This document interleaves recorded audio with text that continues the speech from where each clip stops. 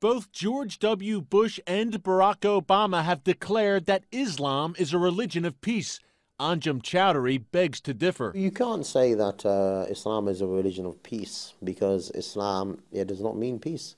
Islam means Islam submission. So the Muslim is the one who submits. You know, there's a place for violence in Islam. There's a place for jihad in Islam. Choudary is the leader of Islam4UK. He wants Islamic Sharia law to rule the United Kingdom and is working to make that dream a reality.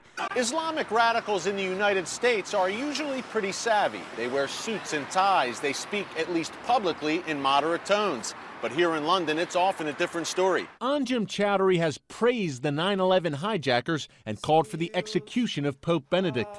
Choudary told CBN News his group is a non-violent political and ideological movement that resides in the UK under a covenant of security. Yet he openly praises violent jihad. The Quran is full of, jihad is the most talked about duty in the Quran after Tawheed, belief.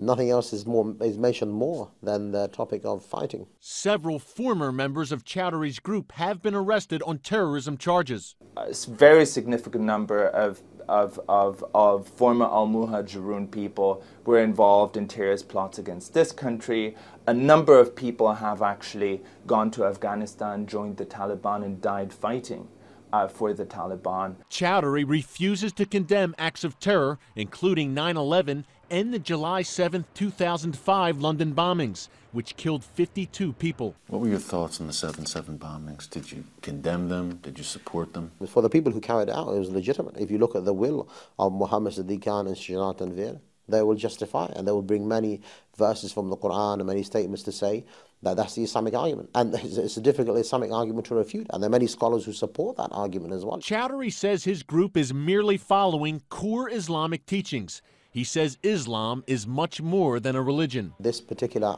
belief is more than just a religion. It's not just a spiritual belief.